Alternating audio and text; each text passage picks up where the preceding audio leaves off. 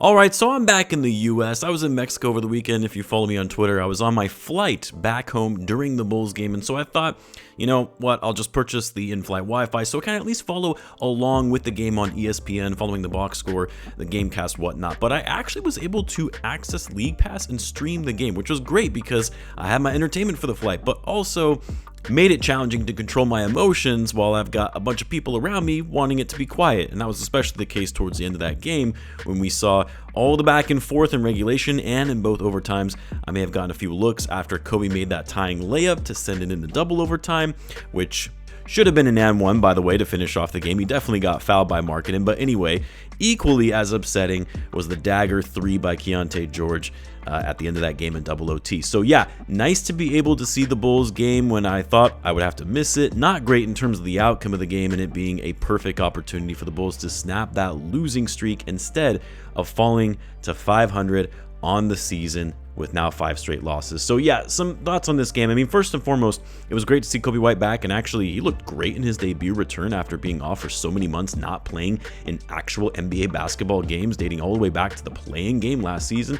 I mean, he was a little rusty at times. He didn't shoot the ball especially well. He was 5 for 14, 3 for 8 from 3, and there were a couple shots where I was like, yeah, that's not your shot. That was not a good shot, but he did come up big time in the clutch. Not sure how I felt about him going way over his minutes restriction and playing into double overtime in his first game back, but forcing that jump ball to give the Bulls a stop when they were really only in a position where they had to foul the Jazz to try to get the ball back, then winning that jump ball, then coming out of the timeout and executing that drive to the basket to perfection to send it to double OT. I mean, it was pretty clear just how bad the Bulls have needed a guy like Coby White on the offensive end, especially in clutch game situations. His ability to get inside, get to the foul line, having no fear. I mean, he got to the free throw line 14 times last night, made all 14 free throws.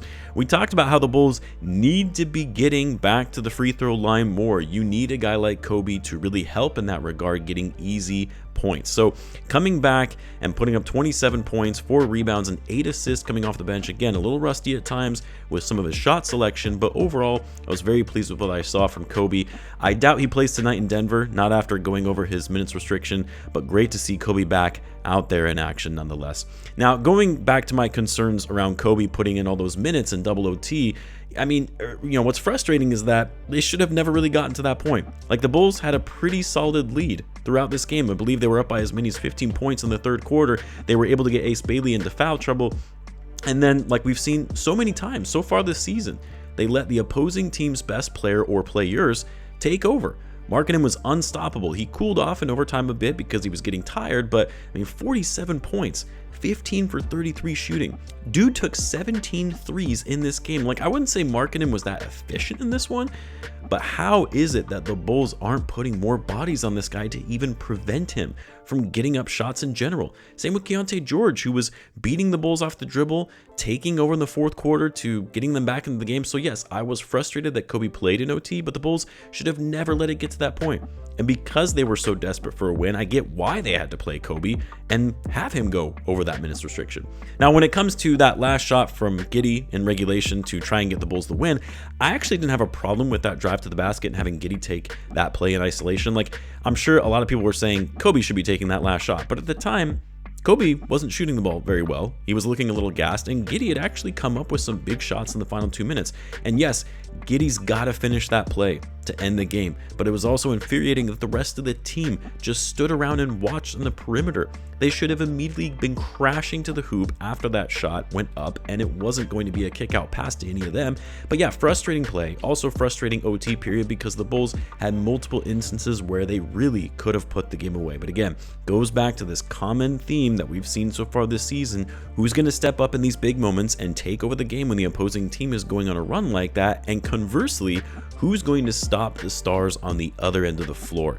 And it can't just be one player. It can't just be Isaac Okoro as the sole guy to just guard the opposing team's best player. It's got to be by committee. Guys have to be coming over for the help defense. Too many instances of players just standing around and closing out on a drive when it's already too late. They have to shore that up. They can't let that keep happening. That said, though, from another positive standpoint, Josh Giddey, after being out the last couple of games, had a solid game. I mean, didn't shoot the ball particularly well.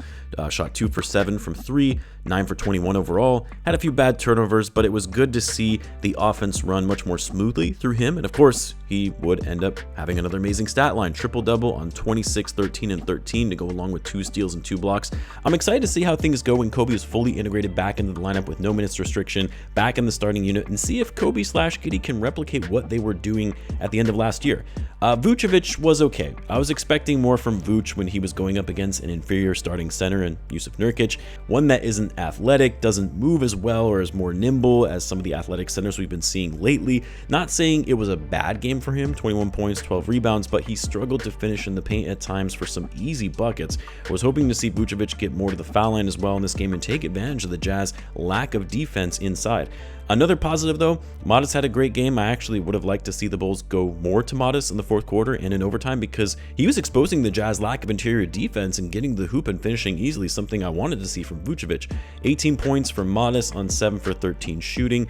2 for 5 from 3, 6 rebounds, 2 blocks, no turnovers as well. He did foul quite a bit in this game though, which is the second time that Modest has actually fouled out of a game for this season. He's got to work on improving that aggressive defense without fouling, but it was good to see Billy Donovan having the confidence to go with the young gun in closing out the game before he fouled out in double overtime. So yeah, I mean, I wouldn't necessarily say this was a bad game for the Bulls because overall there were a lot of positives to take away from this one. They shot the ball decently well. They got to the free throw line and shot 94% from the stripe. I do think the energy overall was much better than that last game against the Pistons, but it was a loss against a Jazz team. A Jazz team that, yes, is better than they were last year, but a Jazz team they still should have beat. A game they really needed to win, given they were on a 4-game skid coming into it, knowing they were going into a 5-game, 7-night stretch, and coming into Denver the next night. You've got to get that win. So we'll see how the Bulls respond this evening. I'm not going to hold my breath. My guess is they're likely going to get blown out by the Denver Nuggets, especially if Coby is not playing. But who knows?